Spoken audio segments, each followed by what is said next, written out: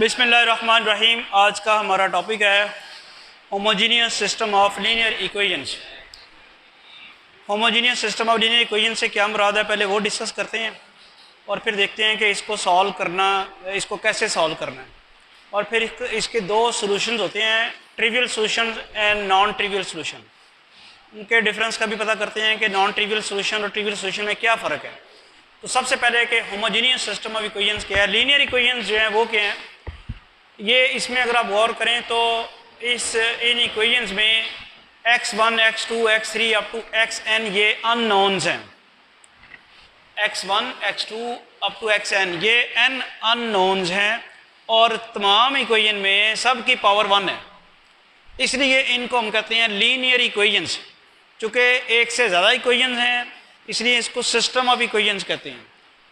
Homogeneous क्यों कहते हैं, आप देखते हैं कि किसी भी इक्वेशन में कोई कांस्टेंट अलहदा नहीं पड़ा हुआ। कांस्टेंट अगर कोई है तो वो अननोन के साथ मल्टीप्लाइड होके है। मिसाल के तौर पे ये a11 है तो x1 के साथ मल्टीप्लाई होके पड़ा हुआ है। तो किसी भी इक्वेशन में कोई कांस्टेंट सेपरेट नहीं पड़ा हुआ तो ये इक्वेशंस क्या है, होमोजीनियस है। मिसाल के तौर पे अगर मैं ये इक्वेशन लिख दूं x1 plus x2 plus x3 is equal to 0, x1 minus 3x2 plus 7x3 is equal to 7, और फिर 2x1 plus 5x2 minus 6x3 plus 2 is equal to 0। तो ये homogeneous equation system of equation नहीं है। Linear ये ज़रूर है लेकिन होमोजीनियस नहीं है। इसमें तो कांस्टेंट टर्म कोई नहीं रहता पड़ी हुई, लेकिन यहाँ पड़ी हुई है एक लहदा कांस्टेंट टर्म और यहाँ भी एक लहदा कांस्टेंट टर्म पड़ी हुई है। इससे फ़र्क नहीं पड़ता कि राइट हैंड साइड पे पड़ी है या लेफ्ट हैंड साइड पे पड़ी है। कोई भी कांस्टेंट सेपरेट पड़ा हुआ किसी एक इक्वेशन में भी तो फिर वो सिस्टम ऑफ इक्वेशंस होमोजीनियस नहीं होगा किसी में। वो फिर इसके साथ ही पढ़ेंगे ना आप, इसको पूरे सिस्टम को हम कह रहे हैं। एक इक्वेशन को होमोजीनियस हम नहीं कहेंगे, हम कह रहे हैं कि system of equation is homogeneous. वो कब होगा, जब किसी भी इक्वेशन में कांस्टेंट अलग ना पड़ा हो। एक तो बात ये होगी। दूसरी बात ये है कि अगर हम ये सिस्टम ऑफ इक्वेशन हमने जो लिखा है वो उस डेफिनेशन के मुताबिक आप देख रहे हैं कि होमोजीनियस सिस्टम ऑफ इक्वेशन है, कोई भी कांस्टेंट टर्म सेपरेट नहीं पड़ी हुई। फिर उसके बाद आ जाती है इस सिस्टम का ट्रिवियल सॉल्यूशन और non trivial solution. Trivial solution से क्या मुराद है, ये बेसिकली ट्रिवियल सॉल्यूशन जो है वो उससे मुराद ये है कि ऐसा सॉल्यूशन x, ये कितने x हैं, x1 से लेके xn तक, x1 और xn की वो वैल्यूज़ जो इन इक्वेशंस में पुट की जाएं और इक्वेशन सारी की सारी सेटिस्फाई हों, वो उसका सॉल्यूशन होगा। ट्रिवियल सॉल्यूशन से मुराद ये है कि जो हमेशा एग्जिस्ट करता है, इस सिस्टम ऑफ इक्वेशंस का कोई और सॉल्यूशन एग्जिस्ट करे ना करे, ट्रिवियल सॉल्यूशन ज़रूर एग्जिस्ट करता है। वो क्या है, उसको समझाने के लिए मैं एक मिसाल दे देता हूँ। 3x1 plus 2x2 minus x3 is equal to 0, x1 minus 5x2 plus 7x3 is equal to 0। इसी तरह 2x1 plus 3x2 plus 6x3 is equal to 0। पहले तो मुझे ये बताएं कि क्या ये होमोजीनियस सिस्टम ऑफ इक्वेशंस है, क्यों नहीं है, क्यों नहीं है? जिसने कहा नहीं है वो बताए शाबाश। होमोजीनियस कब नहीं होता, जब कोई कांस्टेंट अकेला पड़ा हुआ हो। जब कोई कांस्टेंट अकेला पड़ा हुआ हो, तो यहाँ तो नहीं पड़ा हुआ। यहाँ तो अगर कोई कांस्टेंट है तो या तो x1 के साथ या x2 के साथ या x3 के साथ मल्टीप्लाइड है, तो अकेला तो पड़ा नहीं हुआ, तो ये होमोजीनियस है। क्या ये लीनियर है? x1, x2, x3 तीनों इक्वेशन में इनकी पावर 1 है, तो ये पता चल गया कि ये होमोजीनियस भी है, लीनियर भी है। अब ट्रिवियल सॉल्यूशन से क्या मुराद है, x1, x2 और x3 की वो वाली वैल्यूज x1 x2 और x3 की वो वाली वैल्यूज़ जो इस सिस्टम में पुट की जाएं सारी इक्वेशंस में, तो इक्वेशन बैलेंस हो। क्या आप इन इक्वेशन को देख के कोई गैस कर सकते हैं कि x1 की वैल्यू ये, x2 की वैल्यू ये और x3 की वैल्यू ये पुट की जाए तो सारी की सारी इक्वेशन ज़ीरो हो जाएंगी? मेरा सवाल समझे आप? ये आपके पास तीन इक्वेशन हैं।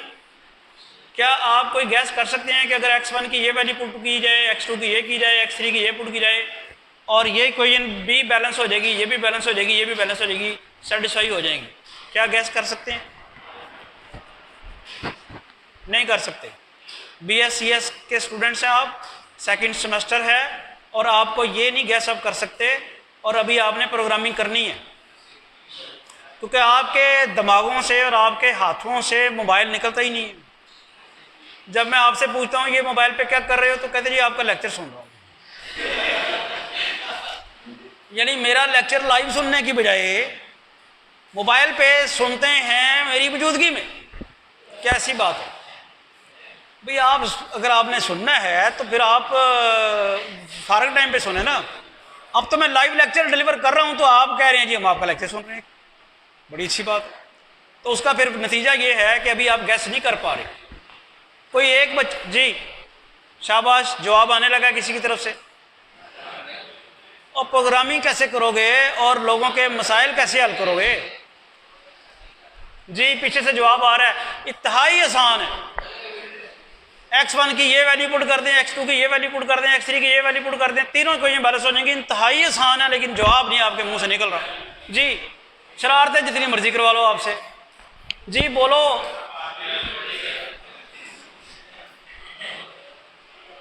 अब आपके मुंह से अगर निकल आता कि x1 0 पुट कर लें, x2 0 पुट कर लें, x3 0 पुट कर लें, तो सबकी सारी इक्वेशंस की तबीयत साफ हो जाएगी, वो आंसर 0 आ जाएगा। अगर मैं x1 0 पुट करूं तो ये 0 हो गया, x2 0 पुट करूं तो ये 0 हो गया, x3 0 पुट करूं तो ये 0 हो गया। इक्वेशन बैलेंस होगी क्या? दूसरी नहीं होगी? तीसरी नहीं होगी? अब x1 0, x2 0 और x3 0, तीनों 0 पुट करने से तीनों इक्वेशन सेटिस्फाई इसलिए हुई हैं कि इन तीनों इक्वेशन में किसी भी जगह कोई कांस्टेंट सेपरेट नहीं पड़ा हुआ। अगर कोई कांस्टेंट सेपरेट पड़ा होता तो ये इक्वेशन बैलेंस ना होती। मिसाल के तौर पे अगर यहाँ पे 6 होता तो ये बैलेंस ना होती। x1 की जगह 0, x2 की जगह 0, x3 की जगह 0, तो जवाब क्या आ जाता? 6 = 0, जो कि एक्सेप्टेबल नहीं है। तो होमोजेनियस सिस्टम ऑफ इक्वेशन, जो बात मैं बताने लगा हूँ आपको, कि अगर तो होमोजेनियस सिस्टम ऑफ इक्वेशंस हो तो उसमें एक सॉल्यूशन तो लाजमी एग्जिस्ट करेगा, और वो क्या है? x1 0, x2 0, x3 0। यानी वेरिएबल्स जो अननोन आपने मालूम करने हैं, अगर वो सारे 0 पुट कर दिए जाएं तो सॉल्यूशन लाजमी एग्जिस्ट करेगा। इसको कहते हैं ट्रिवियल सॉल्यूशन, या इसका दूसरा नाम है जीरो सॉल्यूशन।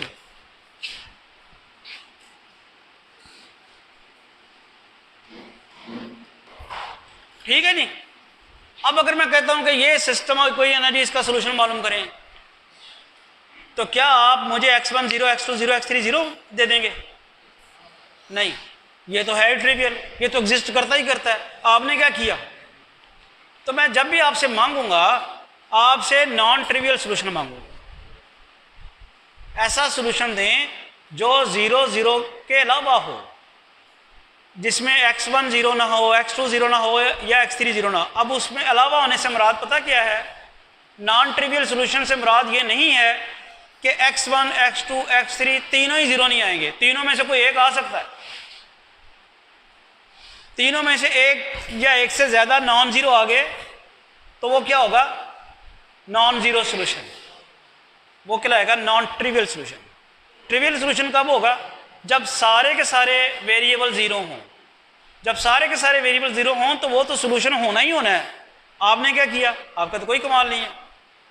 अच्छा, अब आगे कुछ थ्योरम्स होंगे, आगे कुछ कंडीशंस होंगी कि हर सिस्टम का नॉन ट्रिवियल सॉल्यूशन एग्जिस्ट नहीं करेगा। क्या क्राइटेरिया होगा? कि इन सिस्टम का नॉन ट्रिवियल सोल्यूशन, सिस्टम को देखते ही आपको पता चल जाए कि इसका नॉन ज़ीरो सोल्यूशन एग्जिस्ट करना है या नहीं करना। ज़ीरो तो करना ही करना, ट्रिवियल सोल्यूशन तो एग्जिस्ट करना ही करना है, नॉन ट्रिवियल करना है कि नहीं करना वो कैसे पता चलेगा। उसके लिए ये कुछ थ्योरम्स हैं, मैं अभी आपको उनकी स्टेटमेंट्स लिखवाता हूँ। आप यहाँ से गौर करें कि ये जो सिस्टम ऑफ इक्वेशंस है इसमें अननोन्स कितने हैं, n, x1 x2 up to xn, total unknown की तादाद n है। और इक्वेशंस की तादाद कितनी है, इक्वेशन की तादाद m है, 1 2 3 4 अप टू m। इक्वेशंस की तादाद क्या है m और अननोन्स की तादाद क्या है n। यहाँ बराबर थी, ये अननोन्स की तादाद 3 है और इक्वेशंस भी 3 है। तो अभी हम थ्योरम देखते हैं कि अगर इक्वेशंस की तादाद और अननोन्स की तादाद बराबर हो तो नॉन ट्रिवियल सोल्यूशन कब एग्जिस्ट करेगा, और अगर तादाद बराबर ना हो तो नॉन ट्रिवियल सोल्यूशन किस कंडीशन के तहत एग्जिस्ट करेगा। तो ये दो चीज़ें हमने अभी यहाँ पे डिस्कस करनी है।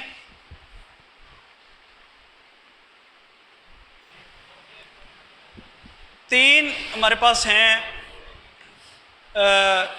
कंडीशंस, जिन कंडीशंस के तहत non trivial solution always exist करता है। पहली क्या है, m is lesser than n। m क्या है, m है इक्वेशंस की तादाद और n क्या है, नंबर ऑफ अननोन्स। यानी वो ये कह रहा है कि अगर इक्वेशंस की तादाद अननोन की तादाद से कम है फिर लाजमी नॉन ज़ीरो सोल्यूशन एग्जिस्ट करेगा। मिसाल के तौर पे x plus y plus z is equal 0, 3x plus 2y plus 6 z is equal 0। ये इक्वेशंस की तादाद कितनी है, यहाँ इक्वेशंस की तादाद 2 है और अननोन्स की तादाद कितनी है। जब ऐसी कंडीशन हो कि इक्वेशंस की तादाद कम हो अननोन्स की तादाद से तो फिर लाजमी क्या होना है, इसका नॉन ट्रिवियल सोल्यूशन एग्जिस्ट करना है, ये वाली कंडीशन।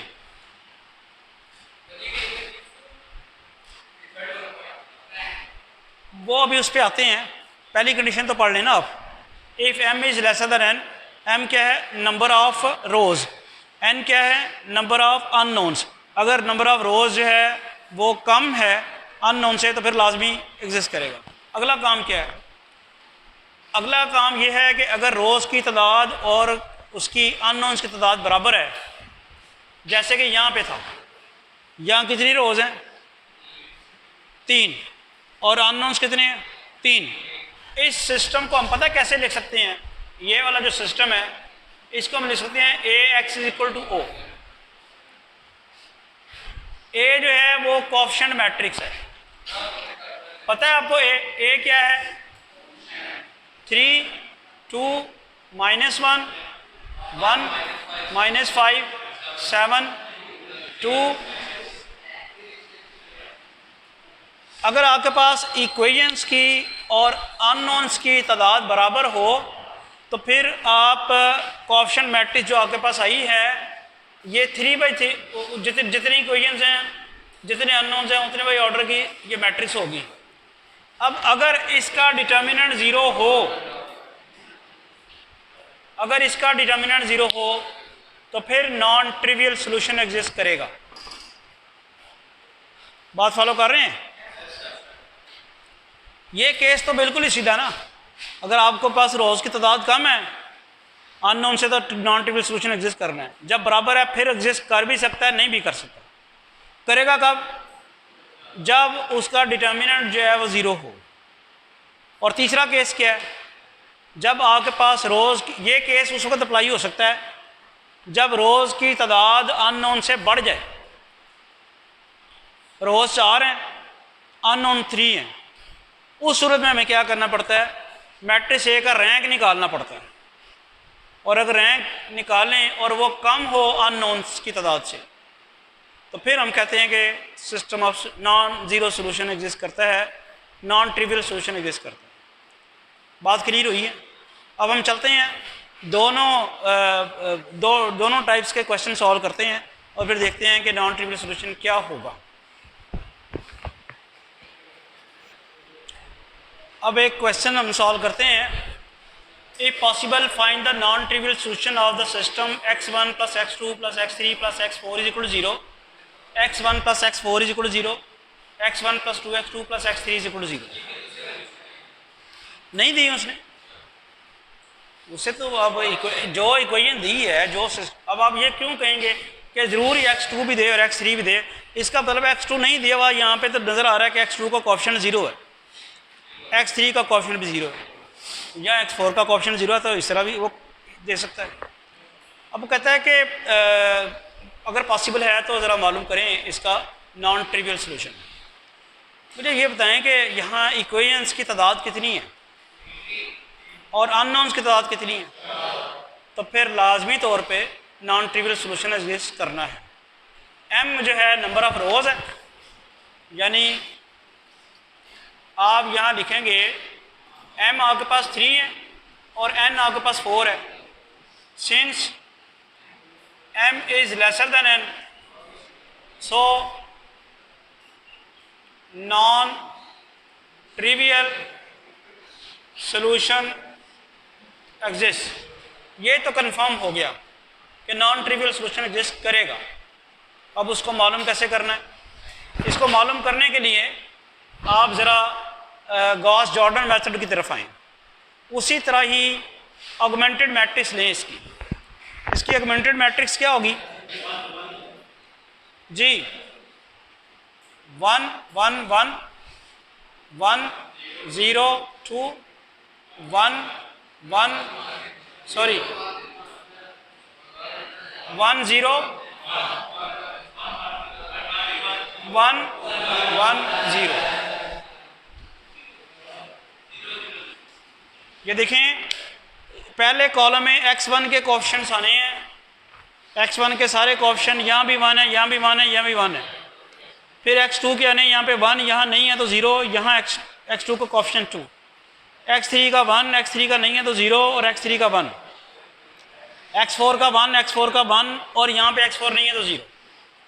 वही काम करें, इसको रिड्यूस्ड एचेलॉन फॉर्म में कन्वर्ट करें। कैसे करना होता है? ये जो 1 है इसके नीचे सारे ज़ीरोज़ बनाने हैं रो ऑपरेशन करके। तो इसके नीचे ज़रा आप ज़ीरोज़ बनाएं रो ऑपरेशंस करके। कैसे करेंगे?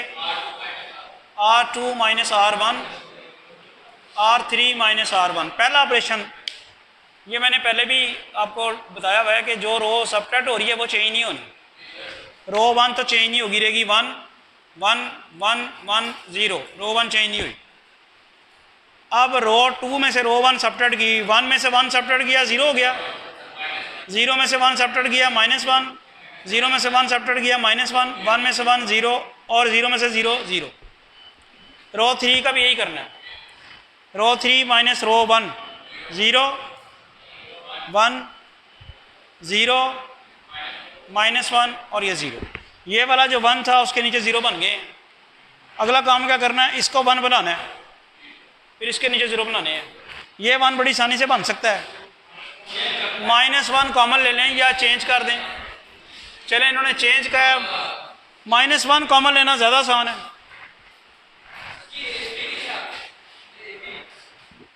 ए बी ऑगमेंटेड मैट्रिक्स।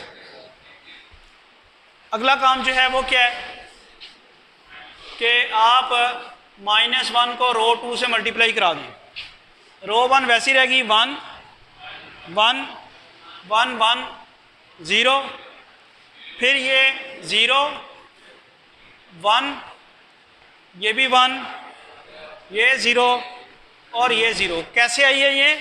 इस सारी रो को -1 से मल्टीप्लाई कराया है और ये रो 3 एज इट इज़ आनी है। 0 1 0 -1 और 0।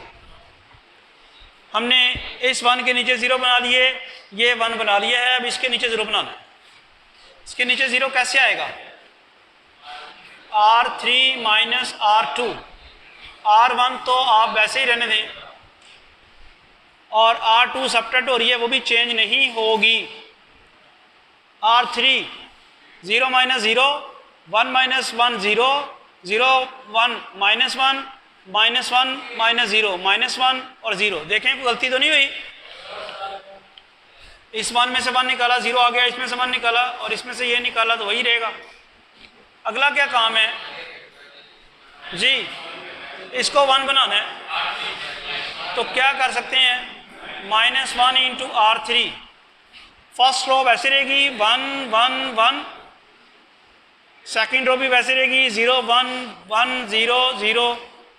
थर्ड रो में नेगेटिव से मल्टीप्लाई कराएंगे 0 0 1 1 0। ये 1 बन गया, नीचे 0 बन गया, ये 1 बन गया, नीचे 0, ये 1 और इसके नीचे 0 बनाना जी। वो क्या होगा, R3 माइनस R2, 1 1 1 1 0। ये भी चेंज नहीं होनी, 0 1 1 0 0। अब जब आप ये देखें, अब आप ये ऑपरेशन गलत लिख दिया, ये ना करें। इससे क्या होगा, ये वाला 0 डिस्टर्ब हो जाएगा, कोई इशू नहीं है। आप देखें, ये 1 बनाया, इसके नीचे 0 बना दिया, ये 1 बनाया, इसके नीचे 0 बना दिया। अब ये 1 जो है इसके नीचे तो था ही कुछ नहीं, तो हम उसकी तरफ चले गए, वो नहीं जाना। अब इसके ऊपर जाना है, इसके ऊपर 0 बनाने हैं। तो क्या करेंगे आप जी, R1 minus R3, 1 minus 0, 1 minus 0 करेंगे तो 1 1 माइनस 0 1 1 माइनस 1 0 1 माइनस 1 0 और ये 0 वैसे ही। इस 1 के ऊपर यहाँ 0 बन गया, यहाँ भी बनाना है R2 माइनस R3। हाँ जी, R2 minus R3, 0 minus 0 1 minus 0 1 1 minus 1 0 0 1 0 minus 1 minus 1 और ये 0, और ये वैसी की वैसी रहेगी। अब ये जो 1 है इसके ऊपर 0 बनाना है। ऐसे आते होते ना, ये वाला 1 इसके नीचे 0, फिर ये 1 इसके नीचे 0, फिर ये 1 इसके ऊपर 0 और इसके ऊपर 0। सीधी सी बात है कि रह गया ऑपरेशन, वो कौन सा है, R1 minus R2, 1 minus 0 1 1 minus 1 0 0 minus 0 0 minus 1 1 0,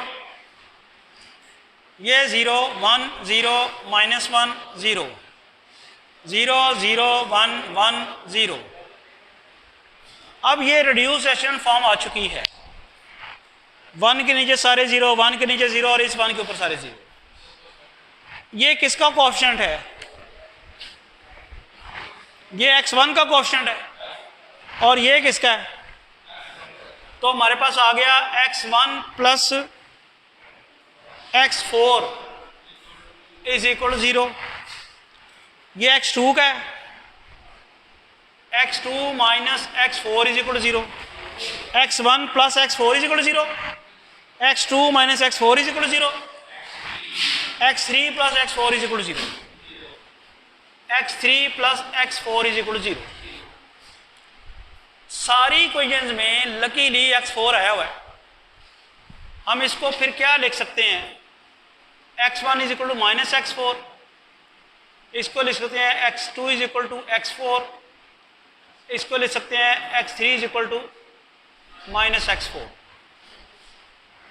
अब अगर हम सपोज कर लें let x4 be equal to k belong to some real number where k is not equal to 0। चूंकि x1 का आंसर भी इन टर्म्स ऑफ x4 आ गया, x2 का आंसर भी इन टर्म्स ऑफ x4 आ गया, x3 का भी answer in terms of x4 आ गया, तो x4 को आप k सपोज कर लें। जब x4 को k सपोज करेंगे तो देन x1 की वैल्यू क्या आ जाएगी, माइनस k, x2 की वैल्यू आ जाएगी k, x3 की वैल्यू आ जाएगी माइनस k। तो ये है इस system of homogeneous linear equations का नॉन ट्रिवियल सॉल्यूशन। इसको देख के मुझे आप बता सकते हैं कितने सॉल्यूशंस हैं इस system of non homogeneous equations के। x1 x2 x3 मिल के एक सॉल्यूशन बनेगा। कितने सॉल्यूशन है, वो कैसे कहा आपने, ट्रिवियल की तो हम बात ही नहीं कर रहे, ट्रिवियल तो है। नॉन ट्रिवियल सॉल्यूशन कितने हैं, एक। कैसे कहा एक?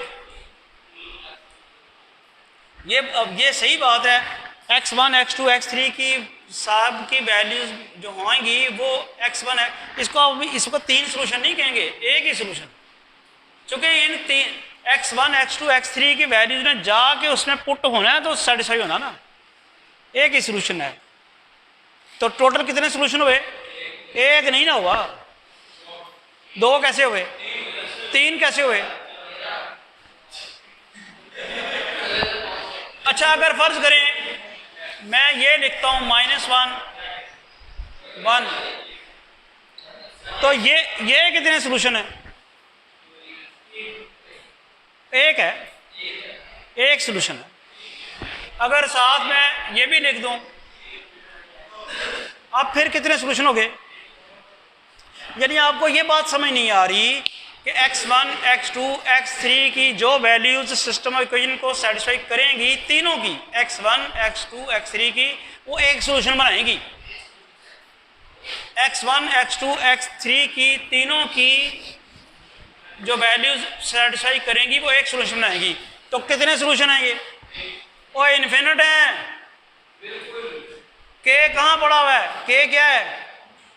के कहाँ से लिया था? कहाँ से लिया था? रियल नंबर में से। के एक नॉन जीरो रियल नंबर है। कितने के हैं? आप 1 पुट कर लें तब भी सोल्यूशन होगा, 2 पुट कर लें तब भी सोल्यूशन होगा, 1/2 पुट कर लें तब भी सोल्यूशन होगा। के की जो मर्जी वैल्यू पुट करके चेक कर लेंगे सोल्यूशन होगा, वो सेटिस्फाई करेगा। अगर मैं आपको कहूँ कि आप के की जगह 1 पुट करें तो सोल्यूशन क्या आएगा? -1 1 -1। If k is equal to 1 then x1 is equal to 1, then x1 is equal to -1, x2 is equal to 1, x3 is equal to -1। और अगर k is equal to -1/2 हो then सोल्यूशन क्या होगा? x1 होगा 1/2, x2 होगा -1/2, x3 होगा 1/2। तो क्या k मेरे पास खत्म हो जाएंगे? तो कितने सोल्यूशन हुए? इन्फिनिट सोल्यूशंस हैं। आप k की वैल्यू अच्छा, अब ये घर जाके तजर्बा करके देखना आपने। x1 की वैल्यू 1/2, x2 की वैल्यू यानी k की वैल्यू अब 1/2 पुट करके देखें क्या सोल्यूशन जो आता है वो उसका सोल्यूशन है। किसमें? x4 की वैल्यू तो हमने अज्यूम कर ली, x4 की वैल्यू है तो सही k, ये लिखे ना, x4 की वैल्यू k मौजूद है पहले से। यहाँ पे x4 की वैल्यू क्या आएगी? 1। यहाँ पे x4 की वैल्यू क्या आएगी? -1/2। तो x4 की वैल्यू ऑलरेडी पड़ी हुई है, वो आपने अज्यूम की हुई है x4 की वैल्यू k।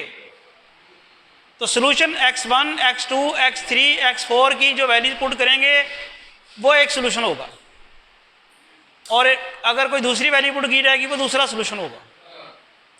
और ये तो ख़त्म ही नहीं होने वाली बात, ये तो k तो आप रियल नंबर पुट करते रहें, it will have infinite solutions. आज हमने ये केस डिस्कस किया जिसमें नंबर ऑफ इक्वेशंस कम थी नंबर ऑफ अननोन से, तो उसका नॉन ट्रिवियल सॉल्यूशन निकाला तो वो इन्फिनिट सॉल्यूशन निकले। नेक्स्ट लेक्चर में हम देखेंगे कि अगर number of equations number of unknowns के बराबर हों तब कितने सॉल्यूशन निकलते हैं। Until next lecture, Allah Hafiz.